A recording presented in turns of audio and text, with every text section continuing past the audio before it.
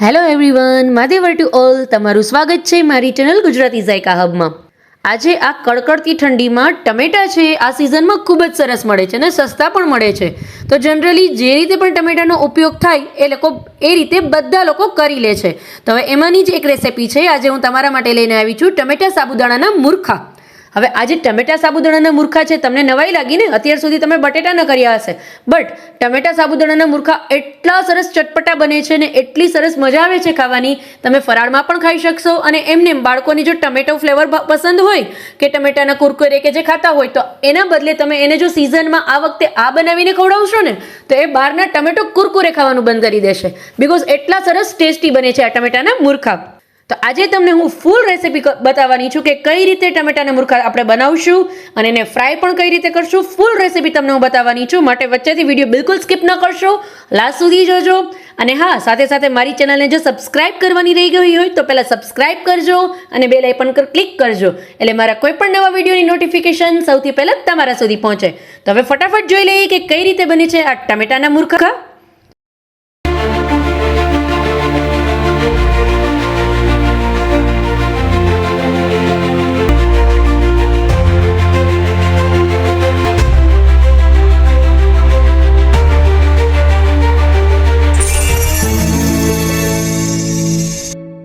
અત્યારે મેં આ 5 કિલો જેટલા ટમેટા લીધેલા છે, જેને એકદમ સરસ પહેલા આપણે ધોઈ લેશું.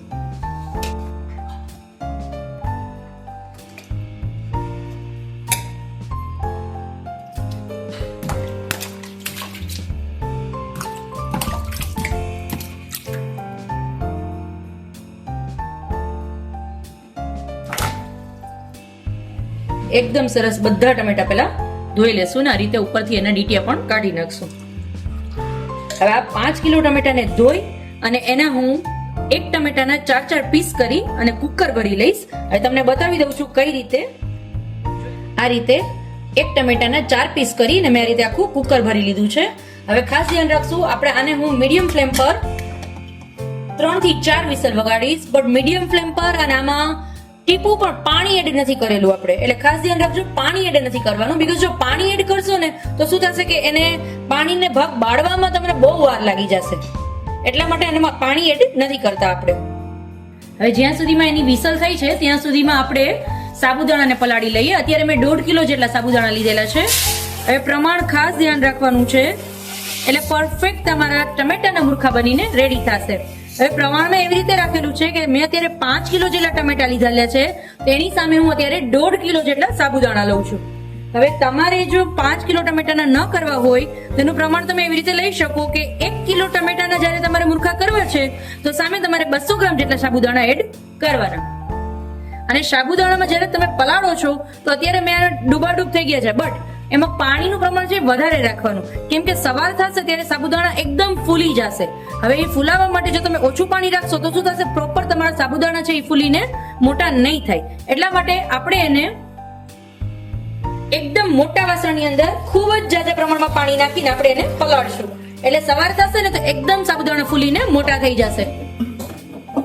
જો તમે આ રીતે સાબુદાણા પલાળી અને હું આખી રાત માટે પલાળીને રાખી દઈશ.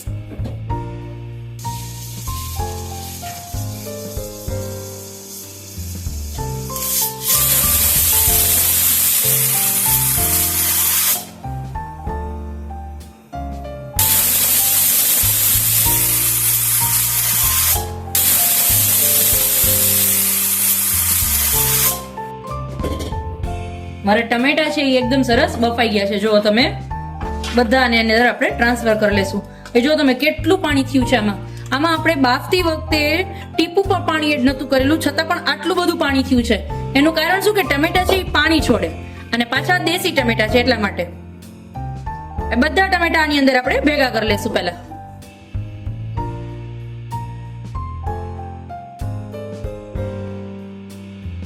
મેં મારા બધા 5 કિલો ટમેટા આ રીતે બાફીને રેડી કરી લીધા છે.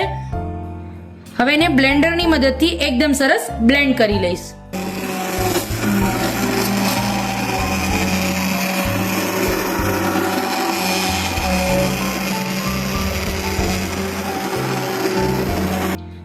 જોઈ લો તમે ફ્રેન્ડ્સ, એકદમ સરસ બ્લેન્ડ થઈને રેડી છે મારા ટમેટા બધા જ. હવે આ ટમેટાને હું આ રીતે કોટનની ચૂંદડી અથવા કોઈ બી કોટનનું કપડું આ રીતે ઢાંકી અને આખી રાત માટે રાખી દઈશ. ખુલ્લી જે હવાવાળી જગ્યા હોય જેમાંથી હવા ઉજાસ વધુ મળતા હોય તમારા ઘરમાં, ત્યાં તમે આ રીતે કોટનનું ટપડું ઢાંકી અને આખી રાત રાખી દેશો તો આમાં બિલકુલ ખરાબ નહીં થાય, કઈ બગડશે નહીં, એકદમ સરસ રહેશે.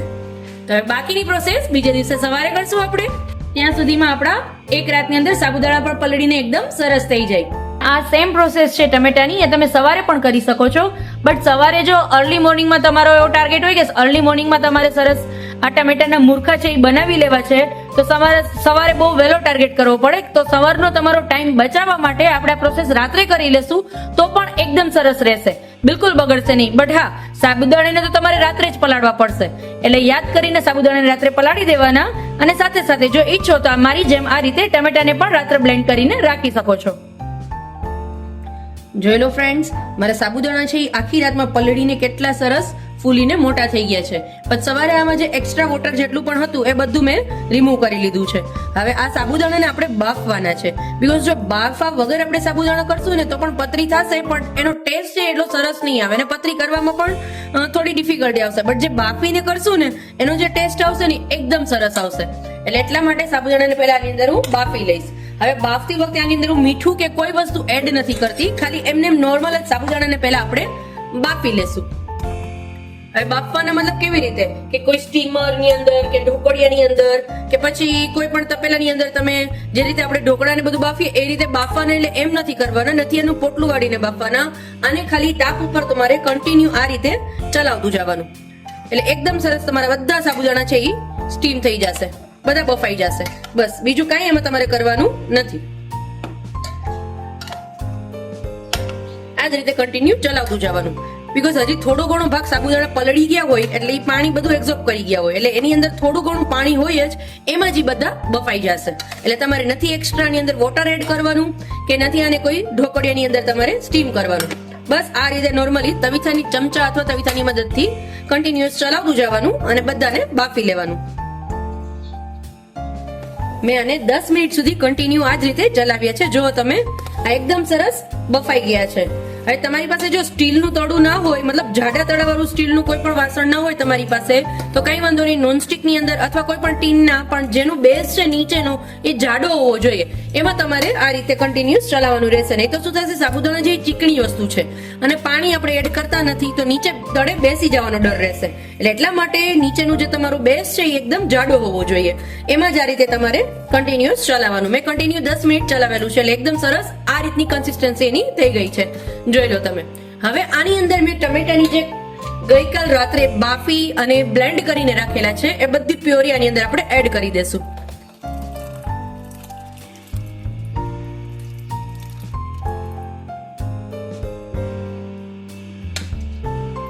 હવે આની અંદર મસાલામાં ખાલી આપણે એક જ વસ્તુ, મીઠું, સ્વાદ પ્રમાણે મીઠું એડ કરી દેવાનું, બસ.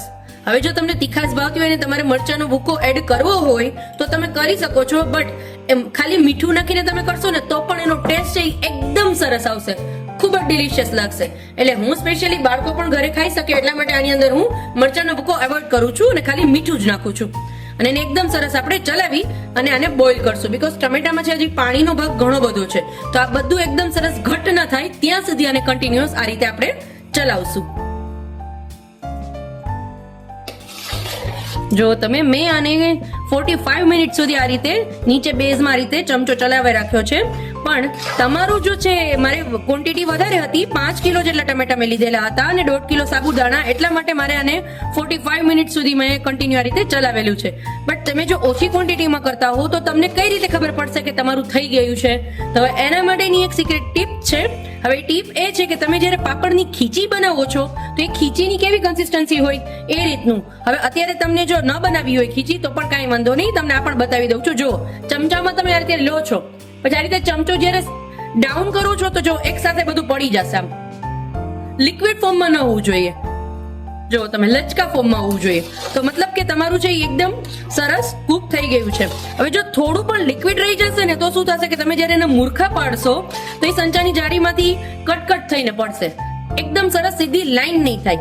હવે એના માટે તમારે આ કન્સિસ્ટન્સી રાખવી ખાસ જરૂરી છે. હવે આજે મારું છે એકદમ સરસ થઈ ગયું છે. હવે આને હું થોડું ઠંડુ થવા દઈશ, બીકોઝ જો ગરમ ગરમમાં આપણાથી સંચો તો પકડાશે નહીં, ભરશું તો, એટલા માટે આને હું થોડું ઠંડુ થવા દઈશ. 10 થી 15 મિનિટ માટે આ જ રીતે એને છોડી દઈશ, એટલે એ રૂમ ટેમ્પરેચર પર આવી જશે. પછી આને તમને હું મૂર્ખા પાડીને પણ બતાવી દઉં છું કે કેવા લાગે છે આના મૂર્ખા. હવે મારું બેટર છે એ એકદમ સરસ ઠંડુ થઈ ગયું છે, જેને આપણે મૂર્ખા ઇઝીલી પાડી શકશું. એના માટે મૂર્ખા પાડવા માટે મેં પહેલા આ રીતની સુપરિયું લીધેલું છે, જે ઘઉં અથવા ચોખામાં આવે છે એ. હવે તમે કોઈ આછા પ્લાસ્ટિકની અંદર અથવા કોટનના કપડામાં પાડશો તો, પ્લાસ્ટિકમાં પાડશો તો શું થશે કે પ્રોપર ચોટશે નહીં, અને કાં તો બહુ આછું હશે તો ઓગળી જશે. મતલબ તમે જ્યારે મૂર્ખા રાખશો એની ઉપર ત્યારે, જો થોડું ગરમ હશે તમારું મિક્સચર તો.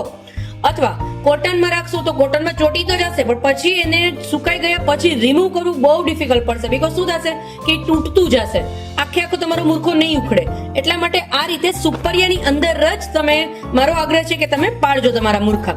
એ મૂર્ખા પાડવા માટે આ રીતે મેં એક સંચો લીધેલો છે પિત્તળનો, એમાં આજે સ્ટાર ડિઝાઇનની જે જારી આવે છે એ લીધેલી છે. હવે સ્ટાર ડિઝાઇનની જારીની અંદર આ મારું જે બેટર છે બધું અમારા સંચાની અંદર ફિલ કરી અને તમને હું એક પાડીને પણ બતાવી દઉં છું. તમે જોઈ લો મારું ઠંડુ થઈ ગયું એ પછી બેટર આ તમે જો આખું કેટલું થીક થઈ ગયું છે કેમ કે ઠંડુ થાય એટલે ઓલરેડી થોડુંક થીક થશે. હવે આને આ રીતે હું બધું સંચામાં પહેલા ફિલ કરી લઈશ. હવે આ વખતે સીઝનમાં ટમેટાની અત્યારે સીઝન છે, શિયાળામાં ટમેટા ખૂબ જ સરસ મળે છે અને પાછા સસ્તા પણ હોય છે. હવે મેં બીજી એક વાત તમારી સાથે ખાસ શેર કરું કે મેં છે એ દેશી ટમેટા લીધા હતા, એટલે મારે થોડુંક વધારે મતલબ એને ટમેટાનો જે રસ થયો હતો એને બાળવામાં થોડોક વધારે સમય ગયો હતો. પણ તમે જો જે રૂપાલી ટમેટા આવે છે એ પણ લ્યો તો પણ એનાથી એકદમ સરસ થશે. બટ જે થોડોક ખટમીઠો ટેસ્ટ આવે એના માટે મેં દેશી ટમેટા લીધેલા હતા, બીકોઝ મારા ઘરમાં સ્પેશિયલી એ પ્રિફર થાય છે, એટલા માટે હું એ યુઝ કરું છું. એટલે તમે જો જે રૂપાલી ટમેટા આવે છે એનો યુઝ કરવા માંગતા હો તો એ પણ કરી શકો. મારો સંચો છે એકદમ સરસ ફીલ થઈ ગયો છે.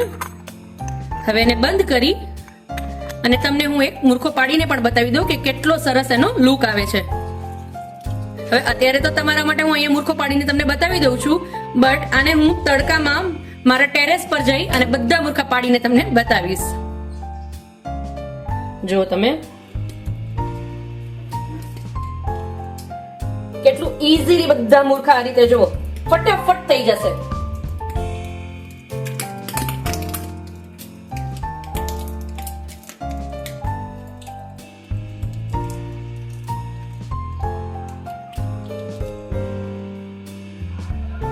જોયું કેટલી વારમાં આખો સંચો ખાલી થઈ ગયો, એટલે આને પાડવામાં બિલકુલ ડિફિકલ્ટી નહીં આવે, ખૂબ જ ઈઝીલી બનાવી શકશો અને ટેસ્ટ એટલો ડિલિશિયસ આવશે કે જે તમે બહારના ટમેટો કુરકરીઓ લ્યો છો ને એના કરતા બાળકોને જો આ બનાવીને આ સિઝનમાં ખવડાવશો ને તો હવે ટમેટો મૂર્ખો ખાવાનું ભૂલી જશે, એટલા ટેસ્ટી લાગશે. જો તમે મારા જે બધા મૂર્ખા છે એ એકદમ સરસ સુકાઈને રેડી થઈ ગયા છે. જો તમે છે બધા જ મૂર્ખા આ રીતના એકદમ સરસ પરફેક્ટ સુકાઈને રેડી થઈ ગયા છે. મેં આને 2 દિવસ સુધી તડકો દીધો, બીકોઝ ટમેટું હોય અને પાછું આપણે જ્યારે મૂર્ખા પાડતા હતા ત્યારે પણ મેં તમને બતાવેલું હતું કે થોડું મતલબ ઢીલું હોય, નોર્મલ જે આપણે ખીચી હોય ને એ ટાઈપનું હોય, નોર્મલ જે આપણે બટેટાના મૂર્ખા પાડીએ ને એટલું થીક ન હોય, એટલે આને સુકાતા થોડી વાર લાગે. બટ જ્યારે સુકાઈ જાય ને પછી જ્યારે તમે એને તળશો ને ત્યારે એનો ટેસ્ટ છે એટલો ડિલિશિયસ આવશે અને આને પાડવા પણ ઈઝી છે. બટેટા જેટલા હાર્ડ પણ નથી, પાડતી વખતે તમને બિલકુલ ડિફિકલ્ટી નહીં આવે. એના માટે મેં ઓલરેડી તેલ ગરમ કરવા માટે મૂકી દીધું છે અને એને એકદમ સરસ હાઈ ફ્લેમ પર જ તમારે તળવાના રહેશે. જો તમારો તેલ છે એ થોડું પણ ઓછું ગરમ હશે તો તમારા મૂર્ખા છે એકદમ સરસ તળાઈને રેડી નહીં થાય, થોડો કાચો ટેસ્ટ આવશે. એટલા માટે એકદમ હાઈ ફ્લેમ પર તેલ તમારે મૂકી દેવાનું અને ફૂલ ગરમ થઈ જાય પછી જ એની અંદર તમારે એડ કરવાના. જો આ રીતે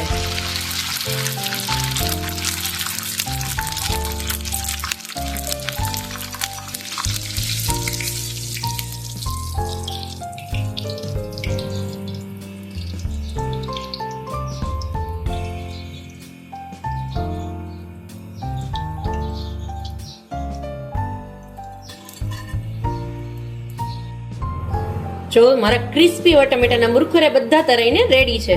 જો તમે હું તમને જે ઠંડુ થઈ જશે, આ ઠંડુ થઈ ગયું છે અને હું છે એકદમ સરસ ક્રિસ્પી ઠંડુ થઈ જશે એટલે એકદમ સરસ થઈ જશે. જો તમે આ ટમેટાના મૂર્ખે મારા તરાઈને રેડી છે. ફરી મળીશું આવી જ રીતે એક અવનવી રેસીપી સાથે. ત્યાં સુધી આવજો ફ્રેન્ડ્સ. માટે વર્તુ ઓલ.